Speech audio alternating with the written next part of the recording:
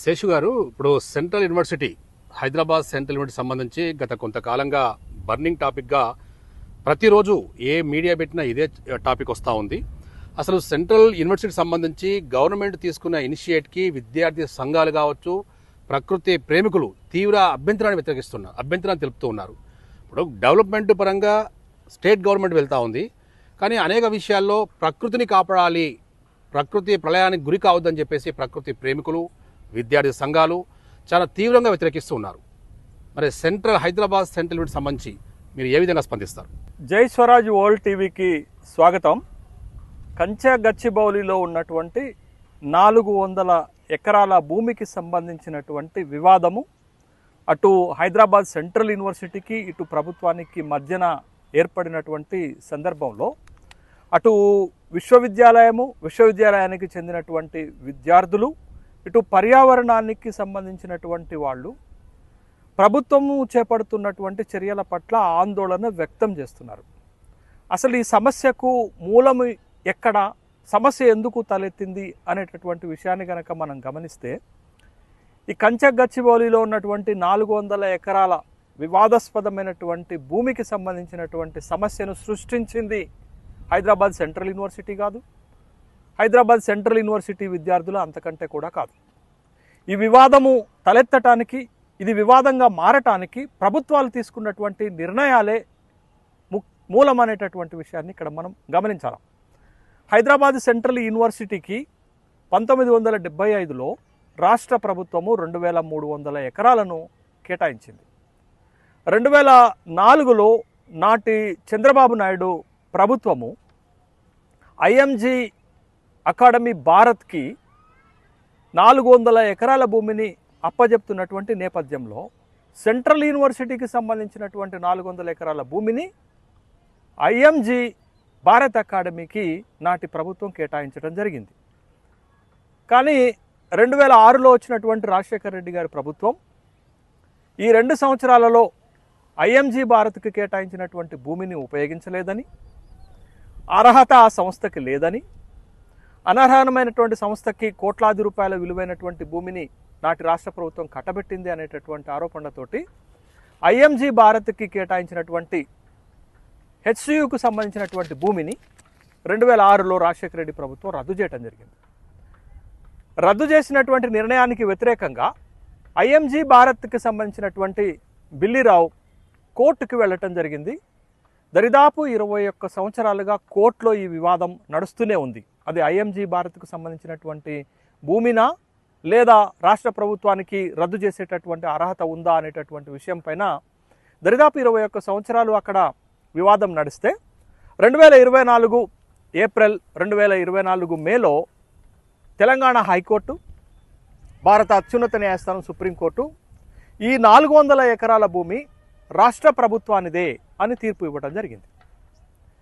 రాష్ట్ర ప్రభుత్వం ఈ 400 ఎకరాల భూమిని తీసుకున్న తర్వాత ఈ భూమిని టీజీఐఐసికి అప్పజెప్పి దీన్ని అభివృద్ధి చేసి పారిశ్రామిక అవసరాలకు ఉపయోగించుకోవాలనేటటువంటి నిర్ణయం రాష్ట్ర ప్రభుత్వం తీసుకున్నటువంటి నేపథ్యంలో ఇది గతంలో 400 ఎకరాల భూమి హైదరాబాద్ సెంట్రల్ యూనివర్సిటీ నుంచి తీసుకున్నారు కాబట్టి మా భూమిని మాకే అప్పజెప్పండి అని అటు విశ్వవిద్యాలయము ఇటు విశ్వవిద్యాలయం విద్యార్థులు ఆందోళన చేస్తున్నటువంటి అంశము.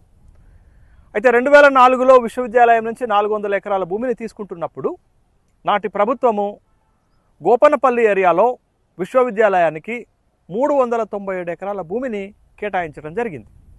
ప్రభుత్వ వాదన ఏంటది? గతంలో మేము 400 ఎకరాల భూమి విశ్వవిద్యాలయం నుంచి తీసుకుంటున్నప్పుడు దానికి ప్రత్యామ్నాయంగా మేము గోపనపల్లిలో 397 ఎకరాల భూమిని కేటాయించాం కాబట్టి కోర్టు ఇది రాష్ట్ర ప్రభుత్వానికి సంబంధించినటువంటి భూమిని తీసుకున్నారు కాబట్టి తిరిగి మా 400 ఎకరాల భూమిని మాకు ఇవ్వాలనేది విద్యార్థులు, విశ్వవిద్యాలయం చేస్తున్నటువంటి అభ్యంతరాలు. అయితే ఇక్కడ 2 అంశాలు ఈ వివాదంలో మనం చూడాలి. ఒకటి విశ్వవిద్యాలయానికి, విశ్వవిద్యాలయ విద్యార్థులకు సంబంధించినటువంటి అంశంగా చూడాలి. రెండోది ఈ 400 ఎకరాల్లో ఇప్పుడు ఉన్నటువంటి స్ట్రక్చర్ని రాష్ట్ర ప్రభుత్వము తీసివేస్తున్నటువంటి సందర్భంలో వేలాది చెట్లు ఉన్నాయి, వృక్ష జాతులు ఉన్నాయి, జీవ వైవిధ్యం ఉంది, శిలా సంపద ఉన్నది. ఇవన్నిటినీ దెబ్బతీస్తున్నారు కాబట్టి ఇది పర్యావరణానికి తీవ్రమైనటువంటి విఘాతం ఏర్పడుతుందని పర్యావరణానికి సంబంధించినటువంటి వాళ్ళు కూడా అభ్యంతరాలు వ్యక్తం చేస్తున్నారు. ఇక్కడ మనం గమనించాల్సింది ఏంటంటే కాంగ్రెస్ ప్రభుత్వము తెలంగాణలో అధికారం చేపట్టిన తర్వాత మూసీ రివర్ ఫ్రంట్ ప్రక్షాళన చేస్తామంటున్నారు. ఎందుకు? హైదరాబాద్ని కాపాడటానికి, పర్యావరణాన్ని ప్రోత్సహించడానికి. హైడ్రాన్ తీసుకొచ్చారు. ఎందుకు? హైదరాబాద్లో ఉన్నటువంటి లేక్స్ని, ట్యాంక్స్ని, వీటన్నిటిని కాపాడి మళ్ళీ హైదరాబాద్కి పూర్వ వైభవం తీసుకురావాలి, హైదరాబాదు పర్యావరణ పరంగా బలంగా నిలబడాలనేటటువంటి ఉద్దేశంతో. మరి ఇవాళ 400 ఎకరాల భూమి సాంకేతికంగా ప్రభుత్వానిది అని కోర్టు తీర్పిచ్చినప్పటికీ కూడా ఆ భూమి గత ప్రభుత్వాలు విశ్వవిద్యాలయం నుండి తీసుకున్నారు కదా. కాబట్టి ఈ రెండు ప్రధానమైనటువంటి అభ్యంతరాలు. ఒకటి, విశ్వవిద్యాలయం నుండి తీసుకున్నటువంటి భూమిని మళ్ళా విశ్వవిద్యాలయానికి అప్పజెప్పకపోవటం ఒక వివాదం అయితే, ఇప్పుడు ఆ 400 ఎకరాల భూమిలో ఉన్నటువంటి స్ట్రక్చర్ని దెబ్బతీయటం వల్ల, పర్యావరణానికి జరిగేటటువంటి విఘాతం వల్ల ఇవాళ హైదరాబాద్ ఒక నిప్పుల కుంపటి మీద కూర్చోబెట్టినట్టుగా ఉంది.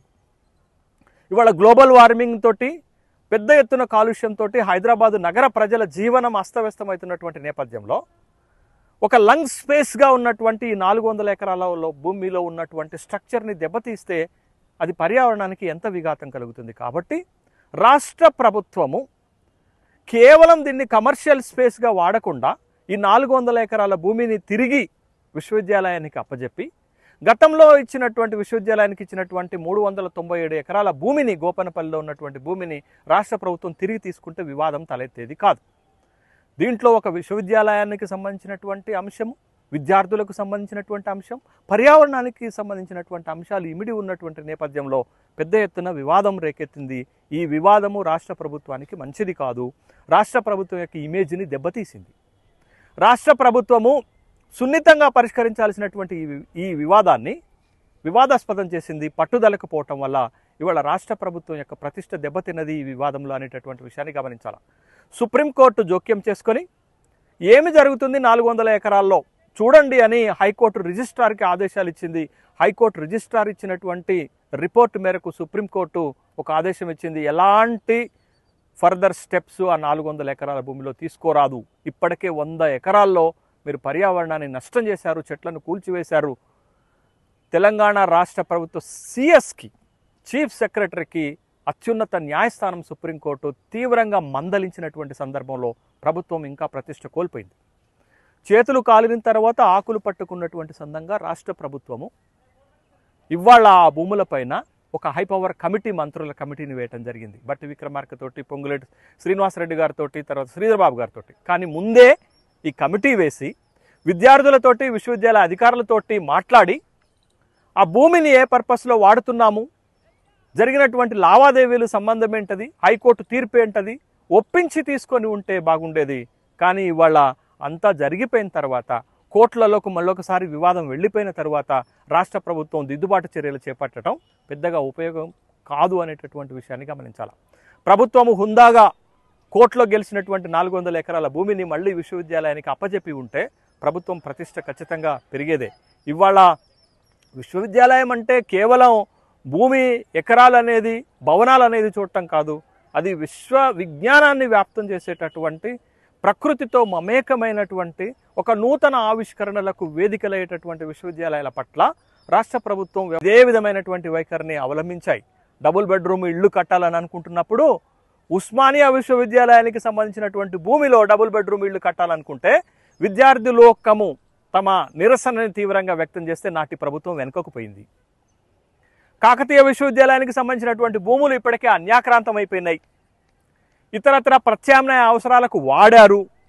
ఇవాళ రాష్ట్రంలో ఉన్నటువంటి విశ్వవిద్యాలయాల భూములు అన్యాక్రాంతమవుతున్నా, రాష్ట్రంలో విశ్వవిద్యాలయ భూములను ఇతరితర అవసరాలకు ప్రభుత్వాలే వాడుతున్నా మంచిది కాదు అనేటటువంటి విషయాన్ని గుర్తుపెట్టుకోవాలి. కాబట్టి ఇవాళ 400 ఎకరాలకు సంబంధించినటువంటి భూమి వివాదం ప్రభుత్వం సృష్టించిందిగానే మనం చూడాల్సింది. కాబట్టి దీనిని రాష్ట్ర ప్రభుత్వము ఒక అమికబుల్ సొల్యూషన్గా, ఒక సున్నిత సమస్యగా భావించి ఒక పరిష్కారాన్ని కనుక్కోవాల్సినటువంటి బాధ్యత కూడా రాష్ట్ర ప్రభుత్వం పైన ఉంది. ముఖ్యంగా రాష్ట్ర ప్రభుత్వం యొక్క ఉద్దేశాలు పర్యావరణాన్ని కాపాడే హైడ్రా, పర్యావరణాన్ని కాపాడే మూసీ ఎట్లాగో, రాష్ట్ర ప్రభుత్వంలో కీలకమైనటువంటి కాంగ్రెస్ పార్టీ, రాహుల్ గాంధీ ఐడియాలజీ కూడా పర్యావరణ పరిరక్షణతోటే అభివృద్ధి జరగాలనేది, ఇవాళ ప్రపంచమంతా కూడా సస్టైనబుల్ డెవలప్మెంట్ వైపుకి వెళుతున్నటువంటి నేపథ్యంలో సుప్రీంకోర్టు కూడా అదే తీవ్రమైనటువంటి అభ్యంతరాలు వ్యక్తం చేస్తున్నటువంటి నేపథ్యంలో రాష్ట్ర ప్రభుత్వం దిద్దుబాటు చర్యలు చేపట్టి ఇప్పటికే జరిగినటువంటి నష్టము ప్రభుత్వం గుర్తించి ఒక అడుగు వెనక్కి వేయాల్సినటువంటి బాధ్యత ఉంది. ఒక అడుగు వెనకకు వేయటం అంటే రాష్ట్ర ప్రభుత్వం ఓడిపోయినట్టు కాదు.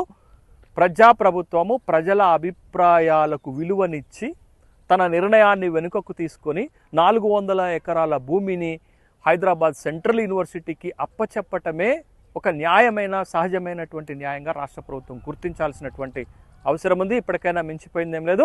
ప్రభుత్వము ఇప్పటికే దిద్దుబాటు చర్యలు మొదలుపెట్టింది. కాబట్టి ప్రభుత్వం సత్వరమే ఈ వివాదానికి ముగింపు పలకాల్సిందిగా ప్రభుత్వానికి విజ్ఞప్తి చేస్తున్నాను.